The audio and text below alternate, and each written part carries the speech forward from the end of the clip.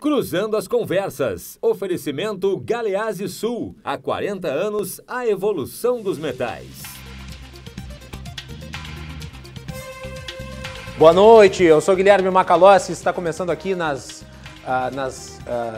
transmissão da RDC TV, mais uma edição do Cruzando as Conversas, o seu programa de debates noturno, sempre a partir das 22 horas, trazendo para vocês a análise dos mais importantes acontecimentos políticos e econômicos e os impactos que trazem para a nossa sociedade. O Cruzando as Conversas pode ser assistido através dos canais 24 e 524 da NET e também pelas redes sociais, no Instagram, no Facebook, no YouTube e no Twitter. Não deixe de mandar a sua mensagem, a sua participação é muito importante. Interatividade faz parte da nossa programação e você também pode participar mandando a sua mensagem pelo WhatsApp da RDC TV, que está aí aparecendo na sua tela, é 9993398994, repetindo, 9993398994, WhatsApp. Não deixe também de participar através desse mecanismo de interatividade. Cruzando as Conversas é um oferecimento de Galeazzi Sul, há 40 anos a evolução dos metais. E o nosso programa de hoje se propõe a analisar o cataclisma político que parece abater na Argentina com a volta quase que confirmada de Cristina Kirchner ao poder, depois da primeira etapa das eleições presidenciais no país vizinho. A chapa de oposição ao governo Macri conseguiu uma vitória com uma margem bastante grande. E agora, em outubro, é esperado que se confirme este resultado, de modo que o pessoal ligado a Cristina Kirchner voltará ao poder na Casa Rosada. Após a divulgação dos resultados, as bolsas de valores na América Latina, em especial aqui no Brasil e na Argentina, tiveram quedas expressivas e na Argentina os efeitos foram bastante graves. Perdas bilionárias, diminuição no valor dos papéis, subida nos pontos que são contabilizados na expectativa do cumprimento dos contratos internacionais e também do pagamento da dívida argentina, desvalorização das empresas, uma série de prejuízos aí pela expectativa da volta de uma governante que no passado recente levou a Argentina a uma situação de caos econômico. O caos não foi devidamente resolvido durante o governo Macri e os argentinos parecem apostar no passado como solução para os problemas do presente. O fato é que isso pode resultar em ainda mais problemas para o futuro. E nós vamos tentar entender o que está acontecendo ali, né? Por que Macri se tornou um presidente tão mal visto? Por que a expectativa de poder de Cristina Kirchner é tão ruim para a América Latina? O que é o peronismo? Essas questões todas estarão aí. E, claro, como fica a situação do Brasil, que é um importantíssimo parceiro comercial da Argentina e que recentemente negociou e celebrou a criação do acordo entre o Mercosul e a União Europeia. Para falar sobre tudo isso nesse nosso curto espaço de tempo, nós temos aqui um time de especialistas que sabem tudo a respeito da economia e da situação aí do nosso país vizinho. Ricardo Sondermann, que é empresário e escritor, esteve, aliás, recentemente em Brasília falando sobre o seu livro. Parabéns, Ricardo. Muito obrigado. Fiquei muito obrigado. feliz lá. O livro foi para a Biblioteca do Senado, né? Então é uma honra, um negócio muito legal, né? Ter o livro disponível lá. A gente fez uma palestra, a convite do Márcio Coimbra, que é o diretor da Escola do Senado, e do senador Lazia Martins. Então foi um momento bem legal. E agora estou começando a trabalhar na tradução, quem sabe a Biblioteca do Congresso Americano, por que não, né? Pensar pequeno e pensar grande custa a mesma coisa, né? Exatamente. Parabéns, Diogo. Muito obrigado, obrigado pela lembrança. Sobre Winston Churchill. O nome do livro é Churchill e a Ciência por Trás dos Discursos. É isso aí. Sempre vale a pena ler sobre Churchill. Aliás, eu estou lendo uma biografia do Churchill agora que foi escrita pelo Boris Johnson, que é o novo primeiro-ministro da Inglaterra. Certo. Churchill é uma figura assim absolutamente extraordinária, né? E nunca é demais ler sobre Churchill. Fica aí a dica, então, o livro do Ricardo Sonnemann, que está disponível nas livrarias, né, Ricardo? Hoje mais pela Amazon e pela própria LVM. Perfeito. Em algumas livrarias, Saraiva e Cultura, mas o mais fácil, também disponível em e-book e em audiobook. Audiobook. Incrivelmente, a venda do audiobook foi tão grande quanto a venda do livro impresso. Eu fiquei impressionado também. O livro hoje fechou quase 7.500 unidades. 7.500. Para mercado editorial brasileiro é um resultado fantástico. Entre audiobook, entre impresso, e audiobook vende bastante. Você está dirigindo, está ouvindo, né? Chega em casa, lê o resto. Então, é uma ferramenta muito interessante da U-Book. Perfeito, tá aí então. Ricardo Sonnemann está aqui conosco hoje para falar sobre a Argentina. Também temos Alex Pipkin, que é PhD e consultor de empresas. Bem-vindo. Eu que agradeço o convite, Macalossi, e mais uma vez é um prazer estar no programa com essa mesa bastante qualificada. Aproveito para cumprimentar meu amigo Sondermann pelo livro e Gustavo, espero que tenhamos um debate produtivo num tema que nos afeta sobremaneira, né? Essa relação com a Argentina é extremamente importante, justamente pelo aspecto que tu colocavas do acordo Mercosul-União Europeia. Isso deve ter desdobramentos que eu, infelizmente, prevejo como sendo desdobramentos potencialmente ruins para o Brasil. Muito bem. E também temos a presença do Gustavo Inácio de Moraes, economista. Bem-vindo. Prazer recebê-lo. Prazer é meu. Uma boa noite aos telespectadores. Vamos debater esse tema importante, né? Um tema importante, como você mencionou, pelo fluxo de comércio que existe entre Brasil e Argentina, e especialmente pelo fluxo de comércio que existe entre o Rio Grande do Sul e a Argentina. Exato. É verdade. Então, não só a eleição argentina nos preocupa, mas também a eleição uruguaia, que também ocorrerá em outubro, também é fonte de preocupação.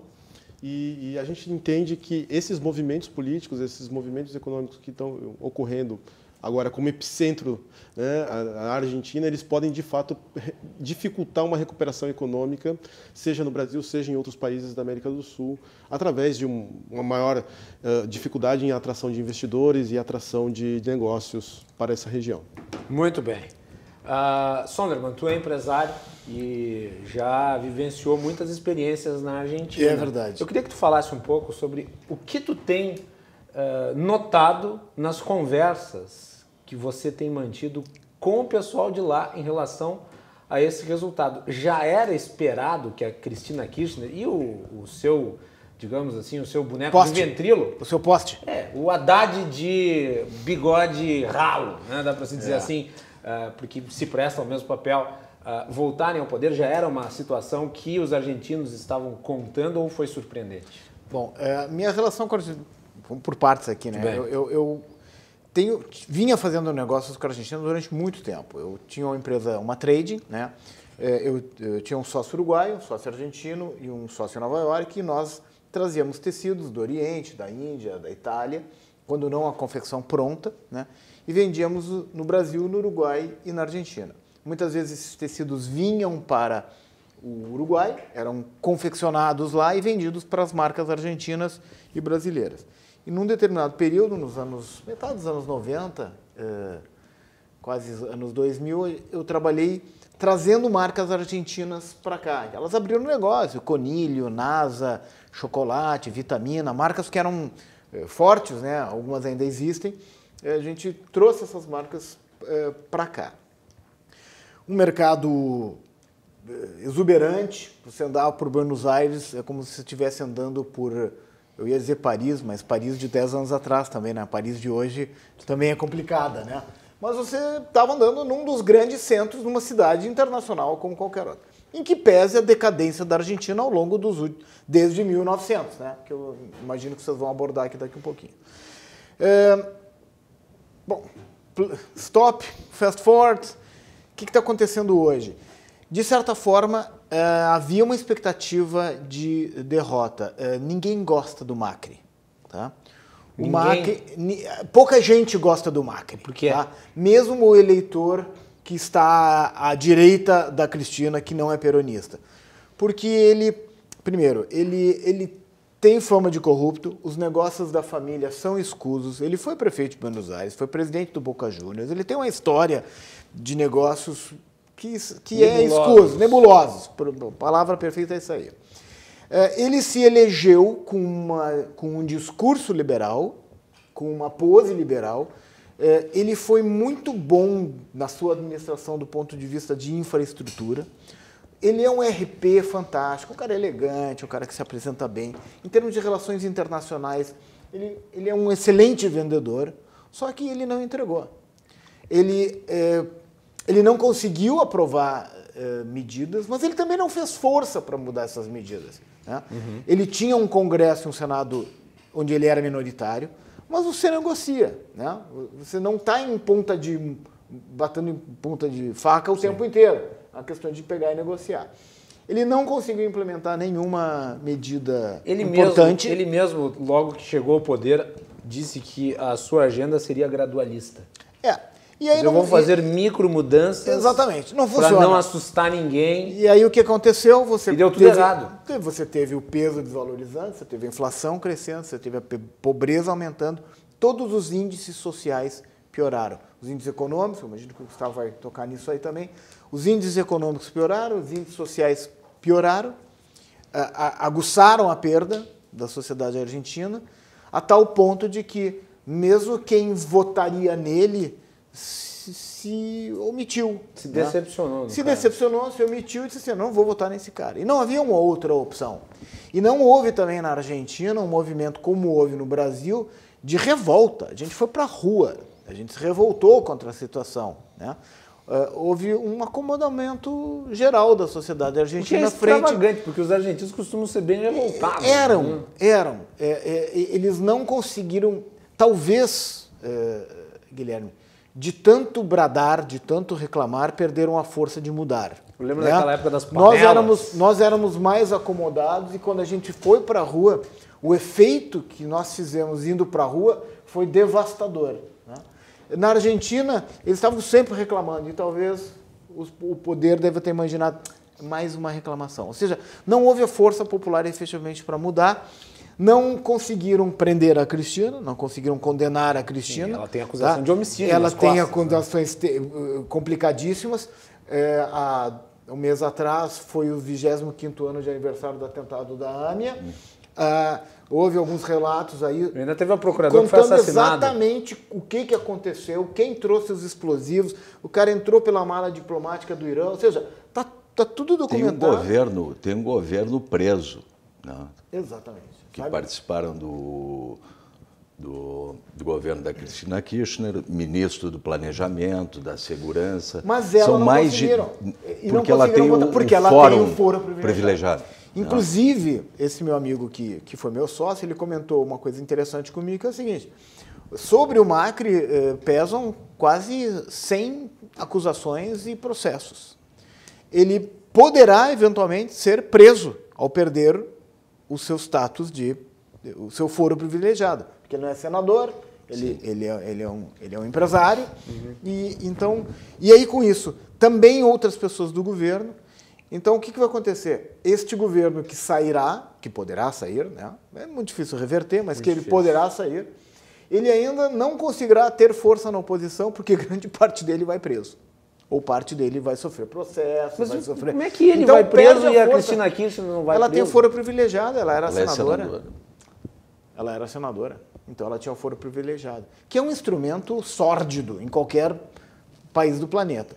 E a gente vê, então, ao longo da história da Argentina, uma queda constante. A Argentina foi o primeiro país do mundo a erradicar tem um texto maravilhoso do Vargas Llosa, que ele publicou, muito bom. Que é o primeiro país a erradicar o analfabetismo no mundo.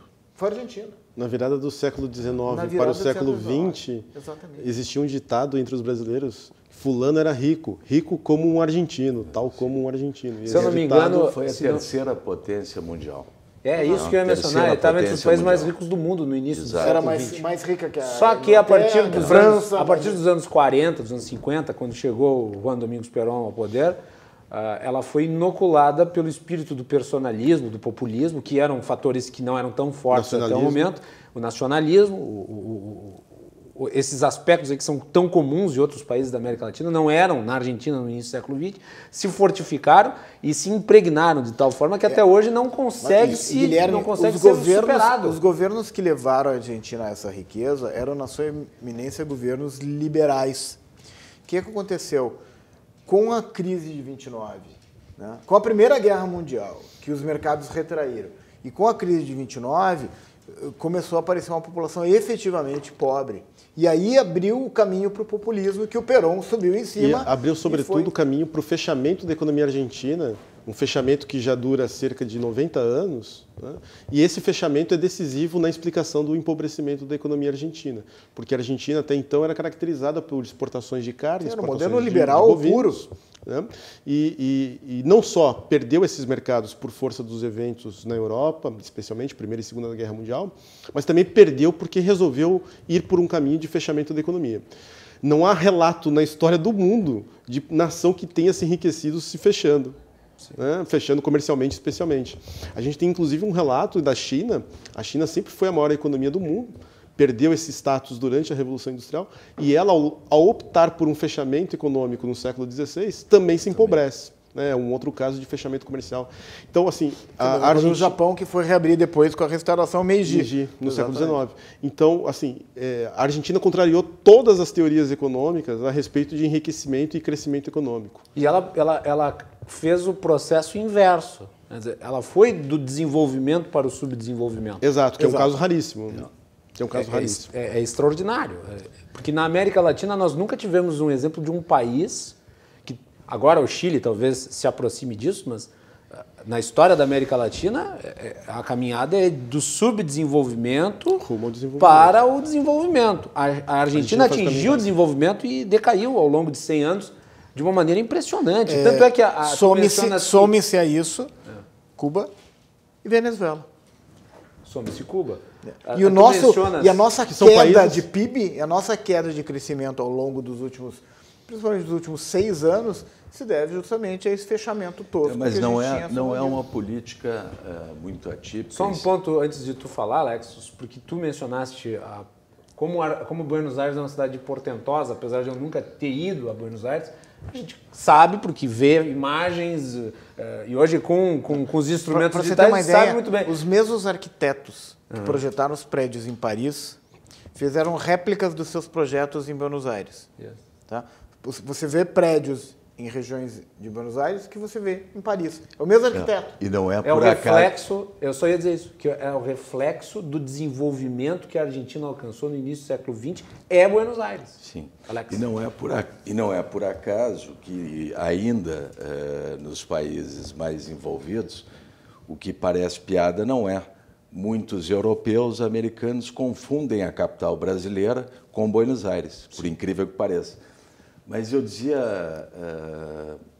Macalossi, que na verdade não me parece tão atípico essa situação na América Latina, né? Com exceção do Chile, toda a política de desenvolvimento econômico industrial foi baseada no modelo introvertido de substituições de importação, né? Então, nós temos esse problema que agora, a meu juízo, o partido peronista, kirchnerista, causador da crise, que, na verdade, é o culpado pela situação, né? É eleito provavelmente será confirmada a eleição para assumir o governo, né? Quem causou a crise. E o povo argentino, infelizmente, quer o retorno dessa mentalidade, como tu dizias, Gustavo. Mas por que ele estatista, intervencionista, populista, demagógica e, como comprovadamente nós reiteramos aqui, corrupta, né? Porque eu acredito que tu tocavas nesse ponto, O Mário Vargas Llosa, no artigo que escreveu, que o Sono me enviou essa semana, disse que é uma escolha dos argentinos. A escolha dos argentinos é pela pobreza. É pela pobreza, né? É pela pobreza, mas nesse momento me parece que o Macri se elegeu com a rúbrica de ser um liberal, mas muito pouco se viu de ação prática liberal. Ele não privatizou estatais deficitárias, como é o caso da indústria petrolífera, como é o caso da Aerolíneas Argentinas. Que foi estatizada pelo governo Kirchner. Exatamente. Sim, ela foi privatizada pelo Menem. Depois foi estatizada. Né? Mas também, assim, teve uma gestão que foi perigosa e catastrófica. Por um lado, também entra o seguinte, os exemplos da administração argentina, o mercado argentino, ele é extremamente regulado, complexo, como o nosso, né? Tão fácil de fazer negócio quanto no Brasil. Então isso vai dificultando. Você não tem um número de sindicatos tão grandes quanto tem no Brasil, mas tem sindicatos que destroem a economia porque são todos eles o alicerce do peronismo. O funcionalismo público na Argentina é muito grande. Muito grande, especialmente no interior. Exato. Então, só pegando o teu gancho do Macalossi, essa agenda liberal não foi implementada. Né? Foram feitas, como nós falamos antes, obras públicas que para o povo, né? O povo, na verdade, chega um momento que a ideologia fica em segundo plano. Ele quer ter emprego e ele quer ter recursos. Né? E esse foi um dos grandes problemas, a meu juízo, da gestão Macri. Né? Quer dizer, o povo ficou a ver navios, literalmente. Né? Há um nível de insatisfação, como tu falavas, muito grande na Argentina. Mas por quê? Porque não foi efetivamente implementado uma agenda liberal. Não foram feitas privatizações, a agenda estruturante foi procrastinada, não houve uma reforma educacional, não houve uma reforma eficiente em nível de sistema de saúde, não houve uma reforma previdenciária e principalmente, como nós comentamos aqui, não houve uma maior exposição, como nós pretendemos em nível de Brasil, ao mercado internacional. Pelo contrário, houve aumento de impostos, inclusive aumento de impostos de importação. E dentro do Mercosul, infra-Mercosul. Sim. Dentro, o que é chamado de produtos sensíveis, né? Justamente pelo que tu falavas, Macalossi, dessa agenda mais gradualista. Eu dizia, um dos grandes problemas... a Argentina precisava de um choque. Ela precisa, como dizia o Mário Covas, ela precisava de um choque de capitalismo. E era isso que os eleitores do Macri esperavam que ele fizesse. E quando o Macri assumiu, ele não assumiu com um plano econômico, efetivamente. Esse foi um dos grandes problemas. Ele achou que a sua presença, por si só, por ser um empresário de sucesso, por ter desbancado o kirchnerismo, já seria uma alavanca para os investimentos internacionais, né? para os investimentos externos diretos. Pode até servir no início, no primeiro estágio. E o que ele fez no início, acabando com o cepo cambial, o estoque cambial. Mas explica para o público o que é o cepo cambial. Na verdade, é uma regulamentação, um controle, um estoque cambial que havia na Argentina, que para comprar dólar era obrigado a obedecer determinada legislação. Tinha um limite de dólares que tu podia comprar. Exatamente. Ou seja, tu ficava preso ao peso desvalorizado. Para que houvesse, né, como normalmente a economia argentina sempre foi muito mais dolarizada que a nossa, para que não houvesse uma fuga para o dólar. Ocorreu justamente o oposto. As fotos dos dias de ontem e hoje revelam isso, né? O governo argentino, Gustavo pode explicar melhor, eu acho que ele tinha, quando o Macri assumiu, duas alternativas. A primeira, na verdade, era renegociar com os credores internacionais, né, para poder adquirir confiança para os investimentos externos voltarem, o que foi feito, né, Mas ele, para gerar crescimento econômico, né, ele deveria gerar crescimento econômico e para diminuir o déficit público, haviam, antes da entrada dos investimentos internacionais, duas alternativas. Uma era aumentar o nível de impostos, proibitivo, já que a Argentina tinha uma carga tributária das mais elevadas, ou imprimir moeda. E aí se optou pela tradicional solução que os governos irresponsáveis latino-americanos adotam, né? Na realidade, assim, eu acho que o Alex coloca duas coisas com propriedade. A primeira é que nós estamos diante de uma economia, isso independe de um governo Macri, independe de um governo Kirchner, que é pouco diversificada, né? Ela tem um fechamento para a economia mundial extremamente forte, né? Ela não negocia, ela aumenta impostos de importação, inclusive dos seus principais parceiros comerciais, como é o caso do Brasil, e, portanto, é uma economia que há décadas se ressente de reservas internacionais baixas. Ela tem poucos dólares para fazer frente aos compromissos internacionais, daí porque, né, o Alex citava o fato de que, de repente, uma estratégia do Macri teria sido renegociar prazos e taxas no mercado internacional. A Argentina ainda, por exemplo, debate no Tribunal de Justiça de Nova York, né, o pagamento de dívida de 2001, de calote da dívida de 2001 ainda. Né? Então, os compromissos internacionais da Argentina frente... Default, né? Exato. Né? E o que pode ficar pior agora. Pode ficar pior agora. Então, assim, a Argentina se ressente dessa ausência de diversificação no que diz respeito à planta industrial e também se ressente desse fechamento da economia mundial. A Argentina é um país que não tem reservas internacionais suficientes para fazer frente aos compromissos que ela assumiu junto ao mercado internacional. Eu estava vendo, acho que não deve ter nem 40 bilhões de dólares de reservas. Não tem 40 bilhões de dólares de reservas, né? Então, assim, para o nível de um país emergente, é um país realmente com baixíssimo nível de reservas e isso acaba afetando a própria percepção do peso. Então, o que a gente assiste, na realidade, são consequências estruturais da conformação da economia argentina ao longo dos anos, esse empobrecimento que nós citávamos aqui da economia argentina, e também do fato de que o Maurício Macri, quando assumiu, né, o partido dele se chama Cambiemos, né, mudamos, não mudou nada. Né, permaneceu nessa estratégia gradualista, que na realidade é a própria frustração, né, dos argentinos. Vários órgãos de imprensa argentinos, após a revelação dos resultados, na segunda-feira, falavam sobre, vários órgãos, inclusive oposicionistas aos Kirchners, diziam, olha, Macri teve um mandato que ele não mudou nada. Ele assumiu o mandato e jogou fora.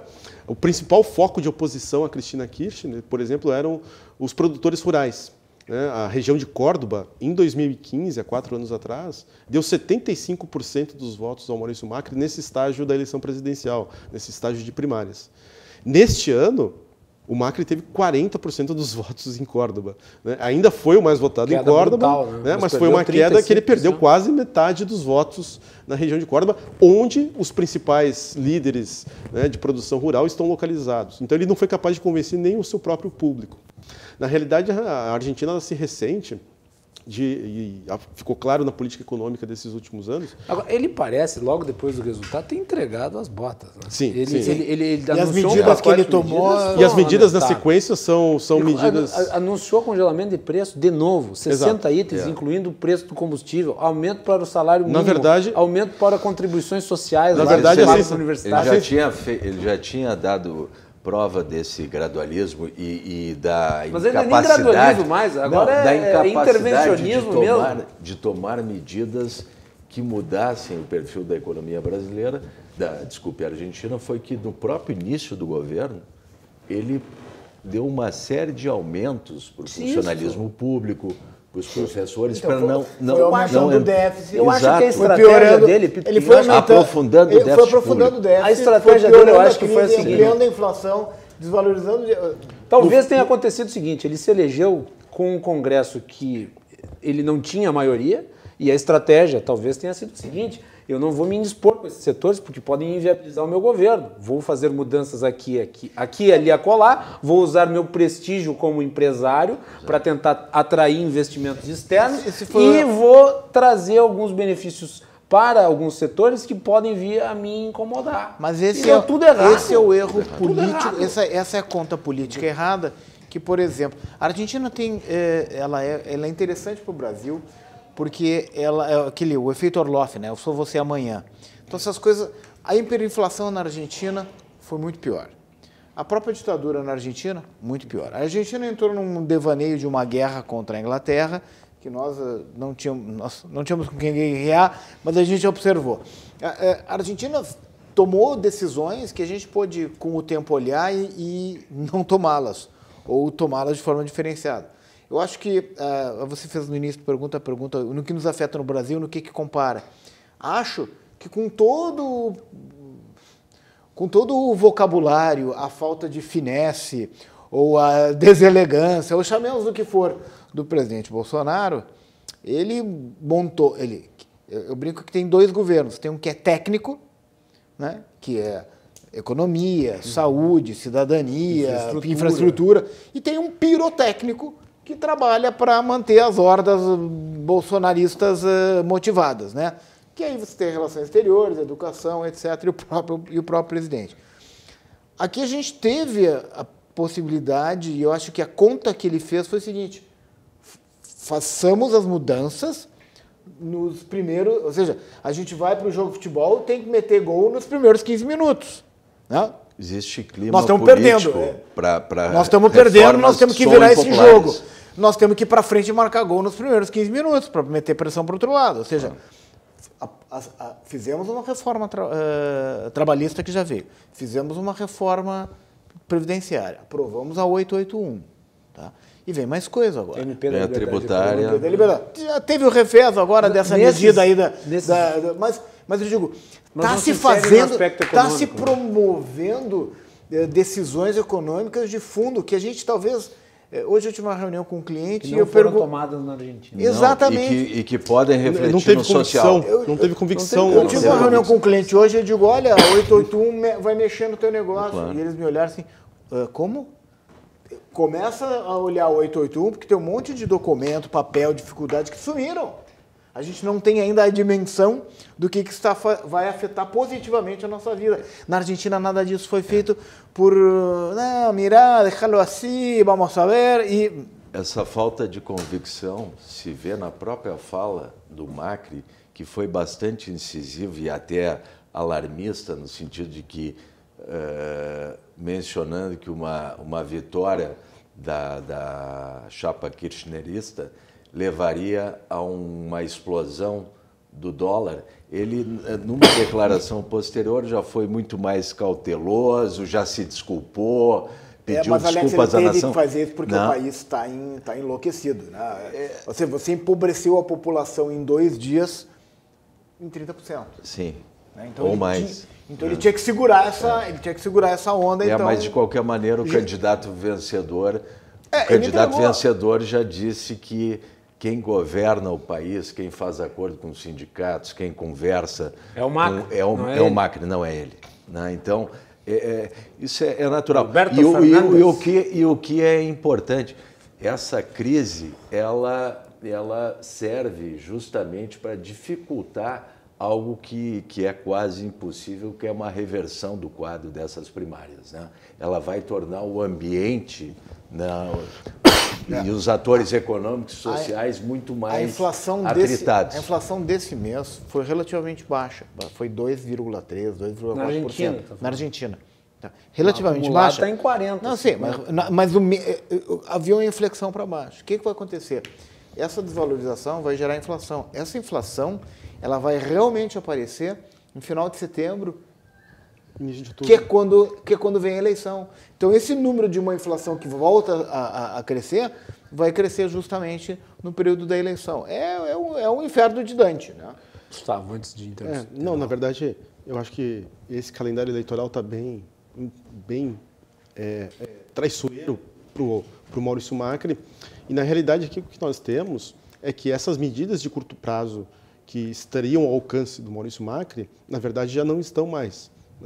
Então, agora ele parte essa semana para uma série de medidas populistas, tentando fazer o mesmo jogo que a Cristina Kirchner faz, né? Cortando impostos, aumentando gastos, né? Coisas incoerentes do ponto de vista econômico, né? E tentando recuperar parte do prestígio. e tentando talvez largar na mão do próximo presidente, do Alberto Fernandes, possivelmente, Uma bomba. uma herança maldita. Né?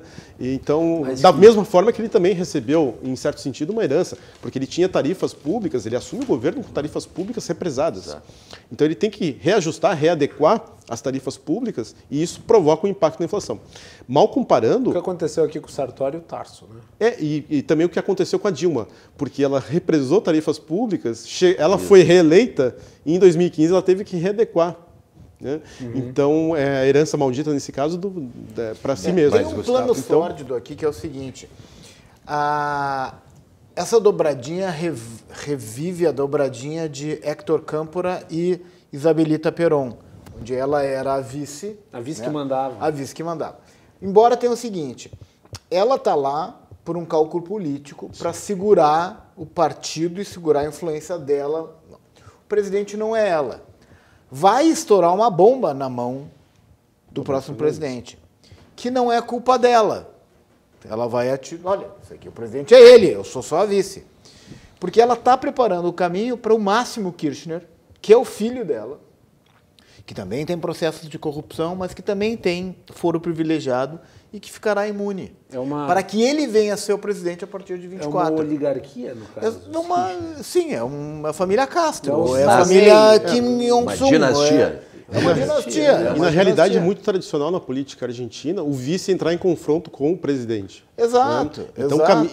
O Partido Peronista tendo várias correntes, é natural que num momento de grande crise, e o Alberto Fernandes herdará uma grande crise na Argentina, é natural que no primeiro ano do mandato eles entrem em conflito, dentro das diversas correntes do peronismo. E ela sairá de heroína preparando terreno para o filho dela. E, aliás, isso é necessário dizer, foi uma boa estratégia dela se colocar como vice, porque ela tem uma figura muito desgastada. Exato, ela se escudou no ela tinha muita nome, rejeição, né? Ela tinha muita rejeição, assim como o Maurício Macri tem, né? E, inclusive caminhava para uma situação na qual o segundo turno, o potencial segundo turno, entre Cristina Kirchner e Maurício Macri, o vencedor não chegasse nem a 35% dos votos efetivos, né?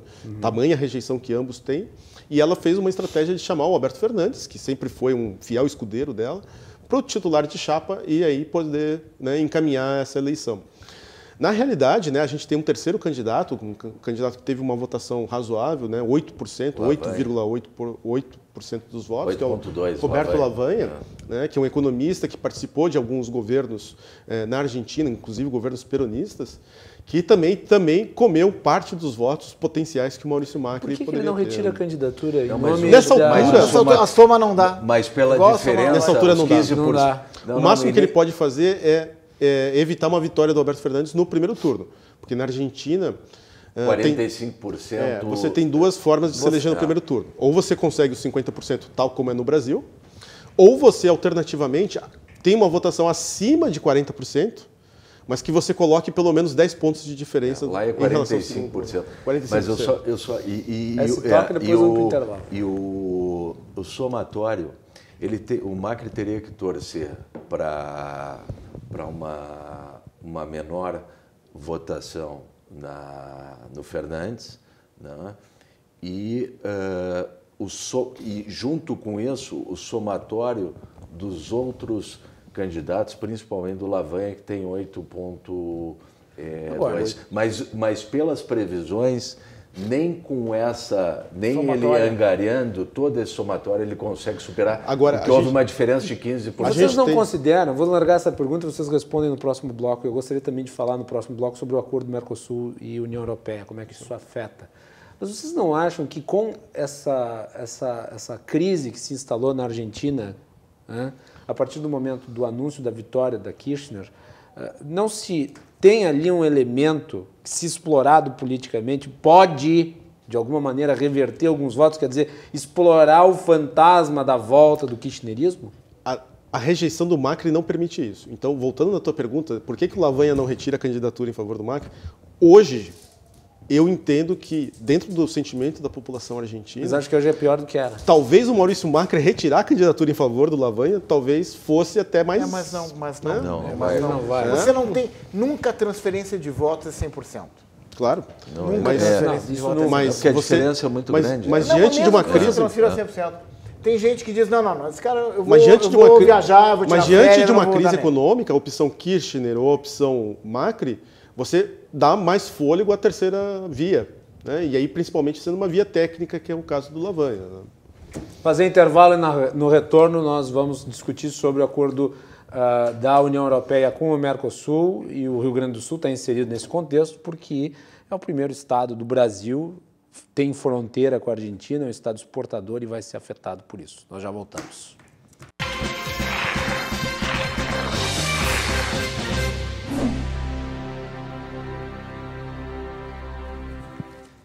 Estamos de volta com o Cruzando as Conversas aqui na RDC TV. Estamos hoje falando sobre a crise na Argentina e a expectativa da volta ao poder de Cristina Kirchner, os impactos na América Latina e também em nosso país.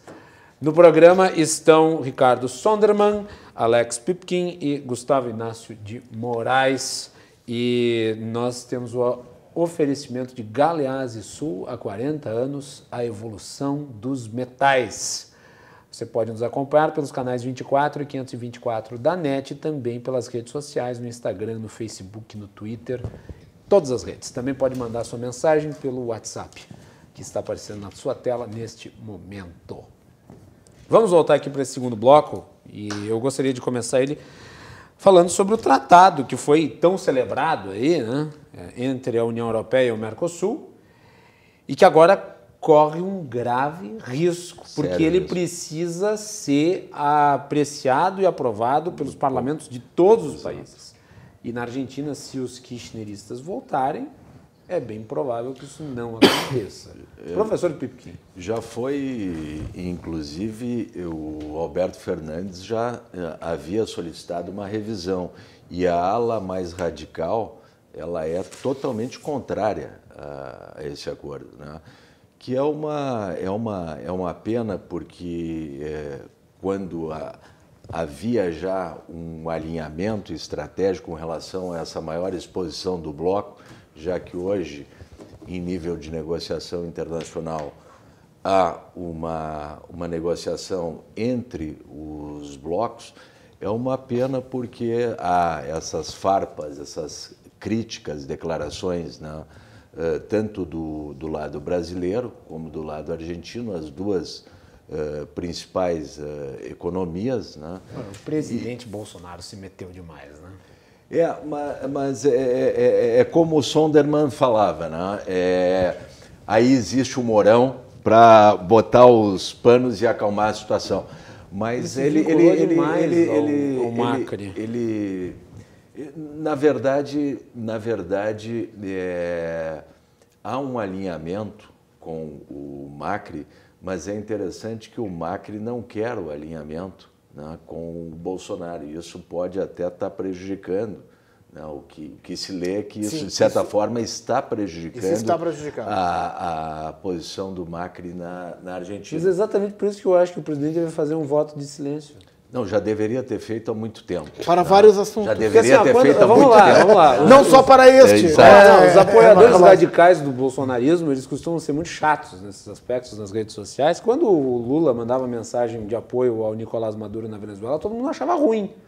Aí agora o Bolsonaro fica se metendo no processo eleitoral na Argentina, o que pode causar prejuízo para a economia brasileira. Se o outro lado ganha, todo mundo acha bonito. Eu discordo um pouco da posição de que... Tem uma frase célebre que é a seguinte: países não têm amizades, países têm relações. Por esse é o motivo de que o Eduardo Bolsonaro não deve ser o embaixador nos Estados Unidos, porque países não são amigos. Esse é um dos motivos. Lá no meio. Mas países não são amigos, países têm relações. A Argentina está numa crise econômica fantástica. A Argentina não vai correr o risco de ter o Brasil querendo sair do Mercosul para fazer um acordo em separado com... Porque o Brasil pode fazer um acordo em separado com a Comunidade Europeia. Inclusive estão falando que agora vai ter o Brexit. O Brexit, que o Paulo Moura comentou. Agora, se você faz se a Argentina endurece e não permite, e o Brasil sai do Mercosul, e o Brasil pode sair do Mercosul, tá? E fazer um acordo em separado, o problema para a Argentina é muito maior. Então, eu acho, Alex, que vai ter uma negociação dura, mas os argentinos eles não são tão loucos a ponto de chegar. Eles não são o acha nível que Dutra que vai mandar Ford embora. Sônia, tu acha que eu o acho que eles governo não vão brasileiro- chegar até o Tu momento. acha que eleito o novo governo argentino, o governo brasileiro vai botar a faca no pescoço e vai falar assim, ou vocês aprovam esse acordo com a União Europeia ou nós estamos caindo fora do Mercosul? É possível porque a parte das relações exteriores do Brasil é a parte pirotécnica do governo. Tá? Aí resta saber o que o Paulo Guedes vai dizer, olha, vamos por aqui, vamos por ali. A negociação lá, Paulo quanto Guedes nunca foi lá muito fã do Mercosul. né? Também não foi Na verdade, muito... Aliás, eu acho que o Mercosul é uma ficção. Porque um mercado comum é um mercado onde produtos e pessoas transitam livremente. ele não- Então, na época que, por exemplo, o Brasil tinha o PEC, que era o Protocolo de Expansão Comercial, por exemplo, Brasil-Uruguai, funcionava melhor do que o Mercosul. É que são coisas diferentes. Né? O que acho que nós deveríamos ter, tendo em vista esse total desalinhamento em nível político, seria uma zona de livre comércio. Né? Que Uma nunca zona tivemos, de livre né? comércio. Tivemos, mas não uma união aduaneira ou tarifária que nos engessa nas negociações. Sim, mas você né, pode com ter os outros liberdade, países. você pode ter uma O zona Mercosul, de... na realidade, ele nunca foi um bloco econômico. Ele surgiu nos anos 80, final dos anos 80, nos governos Sarney e Alfonsín, né, aqui Brasil e Argentina. E nos anos 90 ele se consolidou como um bloco político. E ele permanece sendo um bloco político. À ocasião, o Brasil tinha pretensões de entrar no Conselho de Segurança da ONU, precisava mostrar que era um líder em termos de projeção na América do Sul, na América Latina, e aí o Mercosul seria um desses apelos para entrar no Conselho de Segurança da ONU. Um dos certificados. Um dos certificados. Na realidade, o Mercosul nunca teve uma agenda econômica, ele sempre teve uma agenda política. As cumeiras, enfim, as reuniões do Mercosul sempre foram reuniões com pautas políticas, jamais com pautas econômicas. Raras reuniões do Mercosul têm pautas Mas, econômicas. Gustavo, aí esse é o problema. Né? E aí Sim. eu talvez seja um pouco mais pessimista que o Sommer. Eu acho que o problema não está do lado brasileiro, está do lado argentino, como a experiência demonstra que houve... A Argentina, o Gustavo comentava, sempre foi muito introvertida, sempre foi muito fechada, como nós, na verdade. Mas Nós a conseguimos experiência... estar abaixo deles nos índices de doing business e de... Sim, mas a experiência demonstra que nos governos Kirchner, né, houve uma agenda muito mais política do que econômica. Correto. E esse é o problema. É o problema. E na realidade, assim, quando a gente fala dessa crise atual que a Argentina disparou agora nessa semana, com esse resultado eleitoral, com essa perspectiva política, na realidade essa crise econômica, ela só tem duas medidas passíveis para a Argentina se defender no curto prazo, que vai ser a preocupação do Alberto Fernandes se confirmada a vitória. Ele só pode defender dessa crise cambial, dessa crise econômica, com duas medidas tradicionais, que é o controle cambial e o aumento das tarifas de importação, que são duas medidas que desalinham completamente em relação aos demais países do Mercosul, inclusive o Paraguai. E também com o que o próprio Macri vai fazer, que para nós é um contrassenso, que é o imposto de exportação, não só aumento do imposto de importação, Que imposto foi de o que exportação. fez com que os produtores agrícolas ficassem contra o governo. Exato. Então, na realidade, o que a Exatamente. Argentina está necessitando é de pode parecer um paradoxo, é de uma moeda ainda mais fraca para se relançar no mercado internacional, né, e nas condições que se apresentam, de reservas cambiais baixas, de baixa diversidade de exportações, e tentar, a partir dessa reorganização interna, com uma moeda mais fraca, ser reinserida no mercado A internacional. desvalorização do peso é fundamental É fundamental para essa Mas aí- recuperação, só que aí o como- governante vai ter que arcar com custos políticos que me parece que nem o Alberto Fernandes nem o Maurício Macri estariam dispostos. É o mesmo dilema, aliás, né, que se passou em 2001.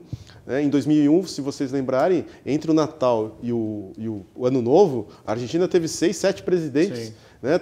Questão de horas você trocava o presidente, porque vivia-se uma crise institucional a partir da saída do De la Rua, até que um se fixou e tomou a medida, que era o Rodrigues Sá, Adolfo Rodrigues Sá, tomou uma medida que todos estavam esperando, mas ninguém queria apertar o botão, que era o final da conversão entre peso e dólar, né? da paridade entre peso e dólar. Tem um problema, Gustavo, que é o seguinte: Isso já foi feito no passado e é por isso que o futuro, né, é nebuloso se confirmar, porque com a desvalorização o governo tem que aumentar a taxa de juros. Claro. Mas com o aumento da taxa de juros... Subiu a 74%. Exato, 74%. Mas, gente, sinaliza para a população que a situação é mais crítica ainda. Mas e é uma corrida. A solução, se os senhores me permitem, nós estamos aqui, eu sou economista, administrador, nós estamos falando de finanças. A solução passa por um choque ao contrário, passa por um choque de liberdade, Exato. que é o que nós estamos começando a fazer aqui, de certa forma. A Argentina chegou na situação que está e o Brasil chegou na situação que está justamente pelo constante, né, a constante tomada de decisões que iam fechando a economia, gerando... Uma cultura estatista. Mas não será o Alberto Fernandes que o será carimbo, esse ator. Exatamente. Né? Então, por isso... Ou não sei, porque às vezes, por exemplo, quando o Malo Manta foi eleito no Peru, pela plataforma de esquerda, ele adotou uma plataforma... Ele se elegeu pela esquerda e ele colocou uma agenda liberal. Mas ele não tinha uma ex-presidente nas costas que representava o governo. E ele não tinha uma crise econômica aguda, como vai ser o Alberto Fernandes. Estava em crise, mas não tinha a crise que está lá. Então, eu acho que o desenrolar desse é uma assunto, outra visão de mundo também. O Alberto Fernandes vai partir para Até porque estratégias o lado populistas. Total, E estratégias exato. que o são lado de curto pacífico prazo. da América Latina pensa diferente. É uma outra visão. Então, assim, vai desalinhar completamente com o restante do Mercosul, o que compromete o acordo União Europeia-Mercosul. Eu acho que Na o acordo verdade, está sepultado. Minha acho, avaliação, Tá depois sepultado. dessa... Eu não acredito que ele esteja sepultado, mas há um prejuízo maior.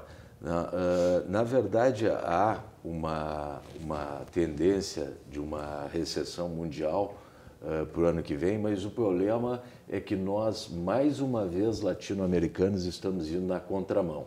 Há uma retração do comércio mundial que há bastante tempo Brasil... Por conta de uma guerra comercial. Por conta de uma guerra comercial, mas porque nós, latino-americanos, estamos fora, por conta do Mercosul, das cadeias globais de valor, né, desse processo de fragmentação, né, da produção em nível mundial, né, onde desde o projeto de produto, manufatura, montagem, distribuição e comercialização está no mundo. Veja, você está no canto do mundo, Rio Grande do Sul, Uruguai, Argentina estão no canto do mundo e você não se insere. Você, aliás, dificulta a tua inserção no mundo. Ora, se você está no canto do mundo e não se relaciona, tanto pior para você. Justamente por você estar no canto do mundo é que você necessita, né, estar no mundo cada vez mais. O exemplo oposto é a Austrália, que está no canto do mundo, mas se insere no mercado global. Mas ela já esteve, tanto ela quanto a Nova Zelândia estiveram no canto do mundo. Eles tinham políticas estatizantes, fechadas. E aí, com a crise dos anos 80, né, eles começaram a se dar conta que tinham que abrir. Tanto que nós tivemos aqui em Porto Alegre já, durante 3 vezes, a Ruth Richardson, que era a ministra das Finanças da Nova Zelândia, que tinha o apelido de Thatcher da Oceania, que foi ela foi a mola da economia do primeiro-ministro. Ou seja, eles também foram fechados, eles também eram um canto do mundo, eles também se deram conta de que o caminho é uma reforma e uma revolução liberal. Nós estamos perdendo dois grandes... E não vai acontecer na Argentina. Não, nós estamos perdendo, não sei se vocês concordam comigo, 2 grandes movimentos. Primeiro, que nós já tocamos aqui, uma mentalidade estatista, intervencionista, né, com falta de visão de que é por meio do comércio internacional, né, que nós vamos melhorar a prosperidade dos povos, dos povos latinos, enfim, dessa maior exposição, do choque de concorrência, de competição, enfim. Nós estamos perdendo, não inserimos as nossas organizações nas cadeias globais, elas não fazem parte de alguma etapa do processo produtivo. E o que é o pior, há uma retração do comércio mundial, porque hoje há uma remodelagem dessas cadeias globais em cadeias regionais. É o que está ocorrendo na Ásia, é o que está ocorrendo na China, especialmente na Índia e nos Estados Unidos. Nos países do Pacífico da América do Sul. Colômbia, Peru... Por questões de Envolvendo o proximidade. Transpacífico. Por questões de proximidade geográfica, né, e por questões de que há um aumento da demanda nesse país. E nós teríamos um potencial para formar uma cadeia regional de valor aqui na América do Sul e não ocorre. Né? Nós Quer dizer, estamos explorar falando... explorar A o bacia- potencial de industrialização A bacia do do Brasil. Pacífico, nós estamos falando de 4 bilhões de potenciais consumidores. Exato. E nós estamos falando de países que já alcançam, eram países pobres e que, no entanto, já alcançam níveis de renda per capita semelhantes ao do Brasil. O Brasil hoje, depois de toda a crise, depois de toda a desvalorização do real, tem cerca de 8.500, 8.800 dólares de renda per capita. A China está com 7.500. A China já é quase a mesma renda per capita E se do você Brasil. pegar 30 1 anos bilhão e atrás, a 300. China não chegava a $1.000. Nós estamos falando muito sobre aspectos econômicos, mas tem um aspecto político que me chama muito a atenção e que eu acho que é muito preocupante em relação ao contexto da América Latina, que é o seguinte. Até o momento, a ditadura venezuelana se encontra isolada politicamente.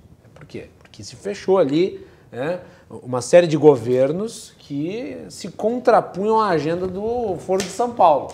Então ali podemos citar a Colômbia, que já vinha desde muito tempo com o Uribe, depois o Juan Manuel Santos, menos, agora voltou para o uribismo. No Chile, o Sebastián Pinera, aqui no Brasil agora o Jair Bolsonaro, na Argentina o Macri, mesmo que não tendo implementado a agenda liberal, claramente Politicamente, com uma retórica e uma Paraguai. ação política anti-bolivariana. No Paraguai, Partido Paraguai. Colorado. E agora, com a O ponto volta é dos fundamental. Kirchner, É fundamental. os Por isso que eu Kirchner sou dão pessimista. amparo Por isso que eu sou mas pessimista. eu acho- os Kirchner dão sobrevida ao regime Exatamente. venezuelano porque dão amparo político-diplomático. Na verdade, mas, a Cristina Kirchner é um foi suporte. eleita com recursos chavistas. Tá bom. A Venezuela financiou essa campanha. Nós temos Por aquela isso eu sou famosa pessimista. frase do Colville, não é? It's the economy, stupid. Né? É a economia. Se a economia não melhora, as pessoas não votam. Tá? É o que vai acontecer nos Estados Unidos, embora o Senado dos Estados Unidos já é um outro programa que vem nuvens, você mencionou isso, vem tempestade no ar, nós estamos caminhando por uma situação muito complicada mundialmente, mas é o seguinte, se o Brasil tiver a possibilidade de fazer um acordo econômico com os Estados Unidos, se o Brasil tiver a possibilidade de fazer um acordo econômico com a comunidade europeia, ou com a China, ou com qualquer que seja outro bloco, e a Argentina for um empecilho, nós não carregaremos a Argentina. A forma com que esse governo se manifesta é bem clara. E, honestamente, a Venezuela é um problema político, mas do ponto de vista econômico, a gente não compra petróleo deles. Mas eles estão causando problemas, sociais, né? Porque o fluxo migratório de fugitivos da Venezuela só aumenta. sim. Eu tendo a concordar. Com a continuidade do governo Mas no Maduro, momento que o Brasil começa, que as medidas que estão sendo tomadas comecem a gerar resultados e a gente comece a movimentar a economia brasileira, que vai começar em 2020, 2021, lá para frente. Toda essa massa de acontecimentos políticos que estão acontecendo do lado serão absorvidos pelo movimento econômico. Eu tendo a ser um pouquinho mais pessimista. It's the economy. Eu também sou mais Eu tendo pessimista. a ser um pouquinho mais pessimista porque nós tivemos um movimento também do México, né, sim, eu onde esqueci o México. Morena, né, o partido de esquerda, se estabelece tanto na Mas presidência o povo já está na quanto no rua no Congresso. México, né? E no Uruguai nós temos a perspectiva, né, vai ser uma eleição mais acirrada do que as anteriores, mas nós temos a perspectiva de talvez um quarto mandato da Frente Ampla. Né, que é de esquerda. que é de esquerda. Do ponto de vista econômico, um pouco mais racional do ponto de vista O que o Uruguai econômico. representa para nós do ponto de vista Mas é econômico? simbólico. Sim, não é? mas México, mas nós não Venezuela, estamos mais no momento do simbólico. México, Venezuela, Uruguai e Argentina formam um eixo de opinião muito importante dentro da América Latina.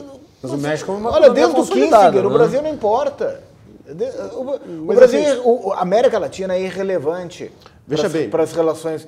Veja O bem. Brasil é importante, mas a América Latina não. Porque bem, nós não mas conseguimos não, nos mas Mas o organizar Brasil como bloco. isolado politicamente não é uma situação ruim? É uma situação ruim. Mas é isolado. Vamos lá, É dentro uma- do Mercosul, vai É uma ficar situação isolado ruim. se confirmar é uma esses situação cenários ruim todos aí. e ainda é uma situação dependente de uma eleição americana. Claro. Né, de um Isso. desfecho de uma eleição americana.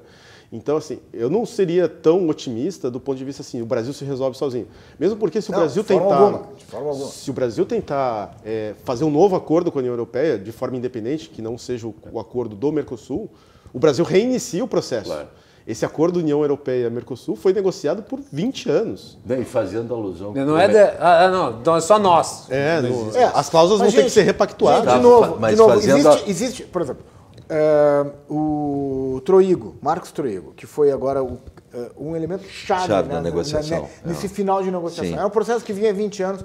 O Marcos Troigo é uma pessoa impressionante, um cara que tem uma visão de mundo, uma visão sistêmica. Ele foi lá, ele conseguiu desatar vários nós. De novo, uma coisa é o Jair, outra coisa é o Brasil. O Jair está ali agora dizendo para a Dinamarca, para a Noruega dar o dinheiro para a Alemanha reflorestar. Bom, uma coisa que não se diz, mas do ponto... Ele não tá nem aí, mudanças políticas nos países sempre vão acontecer. Agora, todos os países, independente do caminho político, precisam fazer negócio. A Merkel provavelmente cairá agora. Não está bem. A Inglaterra já tem... A Alemanha também não está bem economicamente. Não, os números da Alemanha agora de colados foram muito... Por quê? Por causa que aumentou a população de uma forma maluca e essa população não contribui para o desenvolvimento da Alemanha. A Alemanha está pagando uma conta. Tem uma coisa então, gente... É economia. Os países não se relacionam, os países não são amigos, os países fazem relacionamentos econômicos. Não, sem dúvida, mas eu acho que eu também não sou tão otimista, Sonder. E o Gustavo tocou num ponto importante, que a agenda do Mercosul, ela é política e é importante para o Brasil. Tu citasse o caso do acordo Mercosul-União Europeia, é importante para o Brasil ter o protagonismo na região. Isso é muito considerado.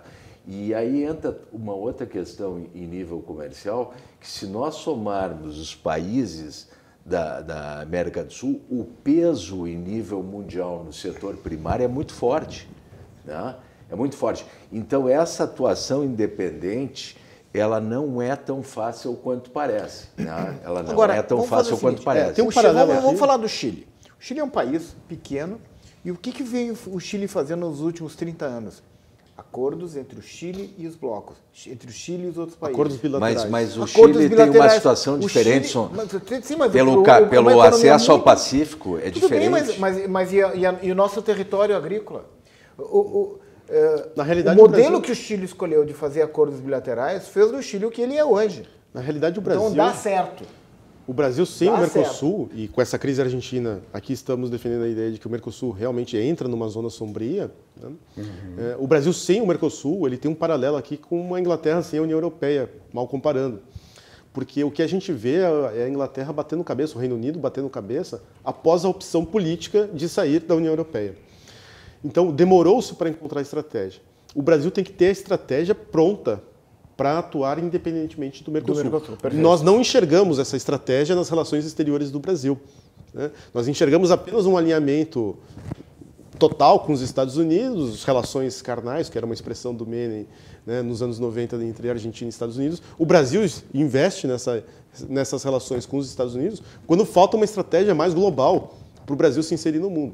Talvez apresente uma oportunidade, com o enfraquecimento do Mercosul, do Brasil se alinhar com o Transpacífico, se alinhar com o Pacto Andino e acessar o mercado do Pacífico, né, através da costa ocidental da América do Sul. Ela é tão importante, o Mercosul é tão importante porque a Argentina, tanto nas importações quanto nas exportações, é o terceiro parceiro comercial brasileiro. E com investimentos vultuosos de empresas brasileiras. Sim, Andon, Marco Polo, Usiminas, é por isso que o Estado, CVC. É por isso que o Estado, né? É por isso que o Estado e o polo metal mecânico de máquinas agrícolas, nós exportamos automóveis, exportamos peças do setor metal mecânico, peças pesadas. Máquinas agrícolas é um tipo de setor que pode ter demanda no Brasil. Só para Brasil. completar um ponto que é importante, a China está tomando o lugar do Brasil na relação com a Argentina. Esse é um ponto importante. A China, nesse instante, financia 5 usinas nucleares da Argentina. né? Então, esse tipo de investimento... Mas isso faz parte de da outra visão do mundo da China. Bom, vamos até tem um texto interessante do Hélio Beltrão no Mises Brasil, que ao longo da história do mundo, as maiores economias do mundo eram Índia e China. Sim. Só deixaram de ser nos últimos 200 anos. Exato. Nós comentamos isso aqui. Exatamente. Você mencionou isso.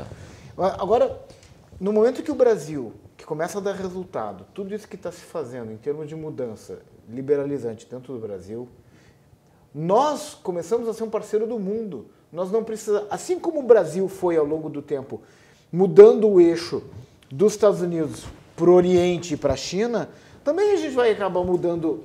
Os negócios são dinâmicos. Eu não estou vendendo na China, eu vou fazer uma viagem para... Se o meu câmbio melhora, se meus custos diminuem, eu começo a poder ter mercado na Europa de novo. Eu acho que o Sonderman traz um ponto que eu acho que eu preciso destacar. Eu costumo dizer, né, tenho dito isso nos meus fóruns, que nós temos 3 formas de financiamento. Né?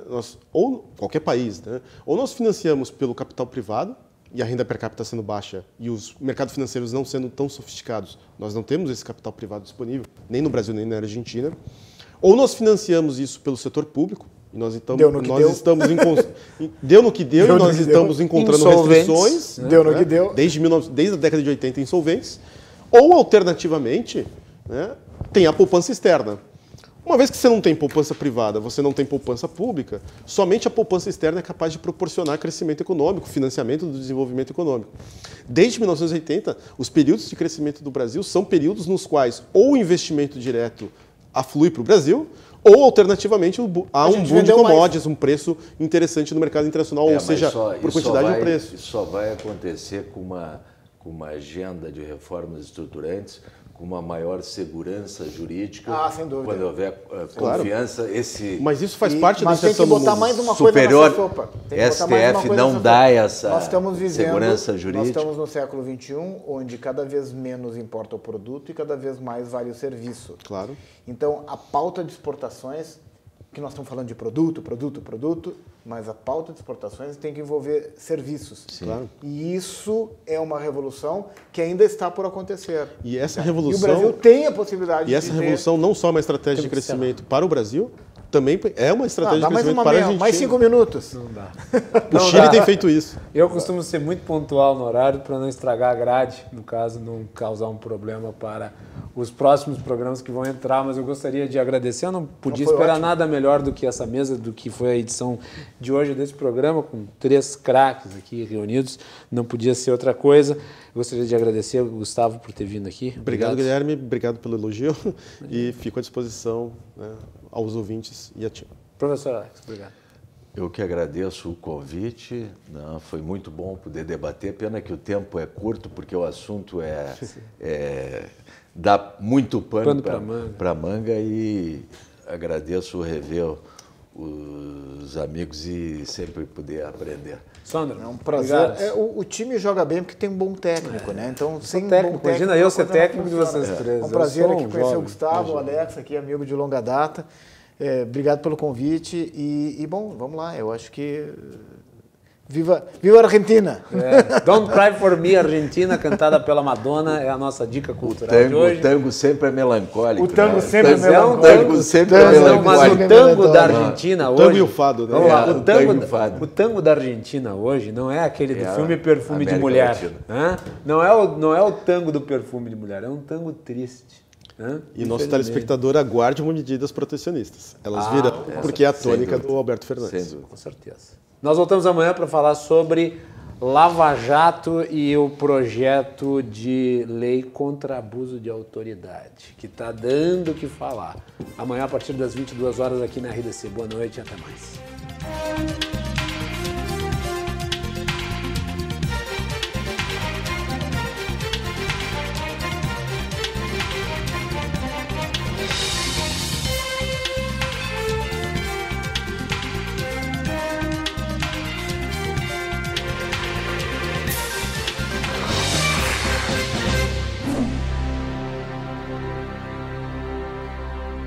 Cruzando as Conversas. Oferecimento Galeazzi Sul. Há 40 anos, a evolução dos metais.